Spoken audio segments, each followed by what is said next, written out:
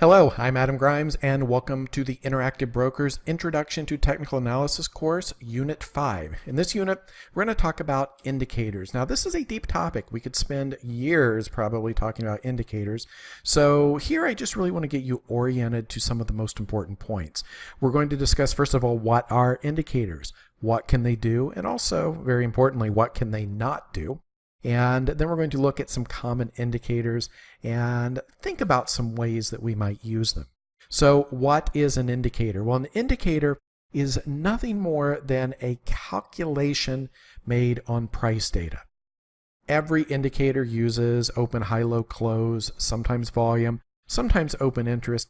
There might be some indicators that sometimes look at other markets. So you might be trading one market and you're considering that market's relationship, but some type of spread relationship, for instance.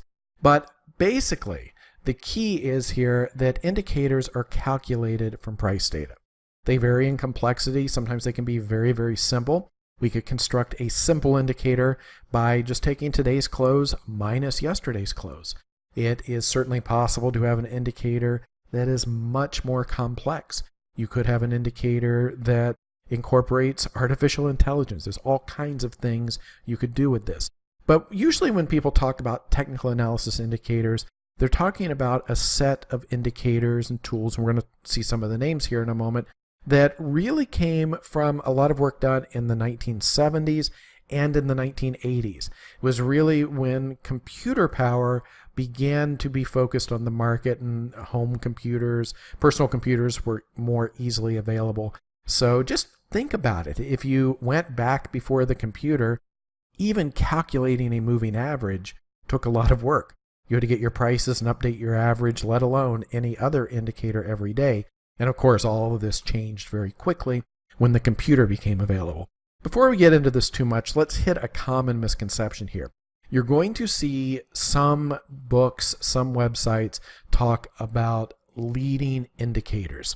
And they'll tell you that there are two kinds of technical indicators. There are leading indicators and lagging indicators. Well, this isn't true because we just said technical indicators are all calculated from price data. Now, by definition, that's past and current price data. You don't have future price data. So technical indicators reflect the past. Now, there actually are what we call leading economic indicators, and I think people just misapply this word, this idea to technical indicators. You might also be thinking, well, what if I made an indicator that was very sensitive to new information? You can do that, but there's a trade-off. Anytime you make an indicator more sensitive to recent periods, it'll give you more false signals because it will turn more often. So if you take nothing else away from this unit, just realize that there are no true leading technical indicators. There may be some indicators that show you when things are happening that may give you a statistical edge within the bounds of probability that something is going to happen in the future. See, all of this kind of holds together, doesn't it? But there's no indicator that will predict the future. So guidelines for using indicators. Well, I think the most important thing is that any tool you use, you should have a good and complete understanding of that tool. That's why we just spent time on that misconception of a leading indicator. I think you should understand how it is calculated. And in the modern world, you might think this is kind of a crazy suggestion, but it's not a bad idea to be able to do it by hand. And by hand here might mean with pencil and paper. It also could mean a spreadsheet. If you were given, take your favorite technical indicator, and if you were given a spreadsheet of prices, could you calculate the indicator in that spreadsheet? If you could do that, then you probably understand pretty well how the indicator works. Even if you don't do that very often, that's a good test to see if you have that degree of understanding. So it's a good exercise. Also realize that many people use indicators for years and years without thinking about the names. And the traditional names for many of these traditional indicators are imprecise to the point they're misleading. And we'll see some of those in a moment. So it all goes back to that word understand. Any tool you use, do the research, do the work so you understand what the tool shows, what its quirks are, where it might be misleading, where it might work really well. And also be careful if you combine indicators, which is a common practice, be careful of how much overlap. If you put 3 indicators on a chart that basically measure the same thing in the same way, you don't really have 3 pieces of information. You have 3 confirmations of the same thing, which can be a dangerous thing. Some of the common categories of indicators, and I would suggest this is a useful way to make indicators fall into categories. You can think about trend indicators, you can think about momentum indicators, and then you can think about indicators that measure volatility. Now, is this everything? No, of course not. But I have put some of the common indicators in here, and you will see these names over and over: MACD, ADX, RSI, Stochastic.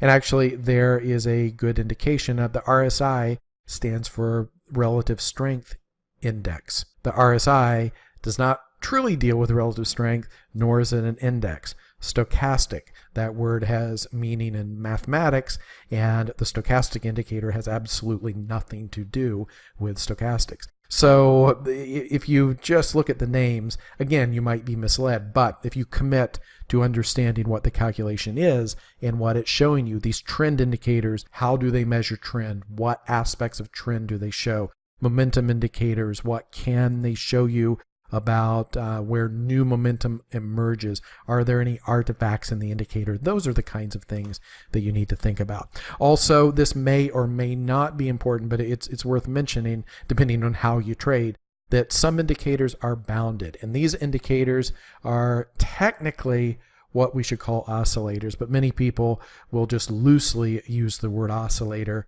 for any indicator, and the reason is that when plotted under the price chart, it seems to go up and down and kind of oscillate back and forth. But technically, an oscillator has a fixed lower and upper bound. Generally, it's probably 0 to 100. There may be some exceptions, and unbounded indicators could theoretically have any value. In reality, they will tend to usually sit within a fairly fixed range. But an example of why this might be important, let's say that you had a rule that you were going to make a trading decision when an indicator reached 80, a number of 80. And that might be appropriate for a bounded indicator that can't go above 100. But what if you had an unbounded indicator that could read 5,000? For instance. So just understand again how your indicator works. So how do people use indicators? Well, I'm going to give you some generalizations here. And one of the ways that we will use indicators, particularly indicators that have 2 different lines, is similar to moving average crosses. So here's a stochastic, and one way to use a stochastic is to look for a long position, or perhaps to take a bullish bias when the fast line crosses over the slow line, where I've indicated here. So that would be here on the chart. Or to take a short position, the fast line in this case is the red line, when the fast line crosses under the slow line. That would put us short here. Now, of course, I've shown you 2 impressive winning trades. Do you realize, just like moving averages, that indicators are subject to false signals, and you will be whipsawed back and forth with these? So anything like this you do, you need to understand how the indicator behaves historically and what the edge might be. Another way to use an indicator, and this works particularly well with bounded indicators, is to say that some reading on the indicator is overbought or oversold. And a common way to use RSI might be, this is an RSI, when it reaches 20, we would say the market is oversold, meaning that perhaps there's an edge to it to snap back. And when it reaches 80 to the upside, we would say that it's overbought, meaning that there's perhaps an edge for the market to sell off a little bit. So this is, again, these are very high-level simplistic concepts. And if you use indicators, you might be saying, I would never use that indicator like that. And that's, what people do is they develop their own style. They combine these things in different ways. But these are some of the core concepts. Another core concept is divergence. What we do with divergence is we look at swings in markets. So let's say that we're looking at this swing and this swing.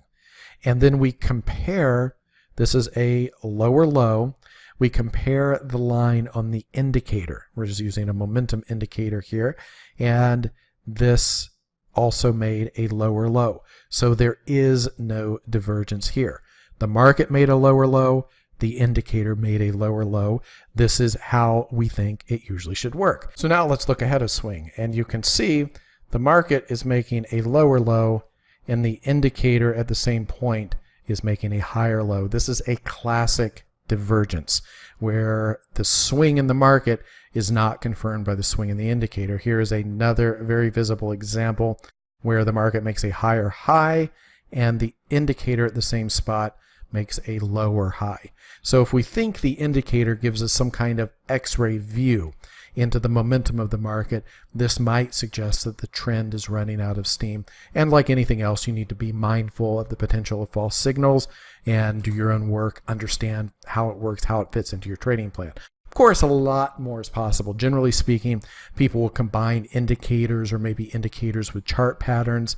There are cases where you can take indicators as standalone signals for entries, exits, but in many cases they'll also give you a bias or they're an input into a larger process. Indicators also can be adaptive, meaning that they can have some intelligence to understand perhaps the cycles or the volatility in the market. And you can even do things like calculate indicators based on other indicators. You could, for instance, have an RSI rather than it being based on price data, being based on MACD or some other tool like that. A lot of different things you can do, a lot of different ways to use these, but it all goes back to understanding what you're trying to accomplish and what the tool can do. Summary: indicators are calculated from price data. They use past price data, so they show us things that have happened in the past. This may or may not give us a statistical edge going forward, but that is your job as a trader creating your trading plan to understand that. Indicators are usually visual presentations of process price data, and the most important thing for using all of this and putting all of this together is to understand the indicator, understand what and how it is measuring. Thank you very much.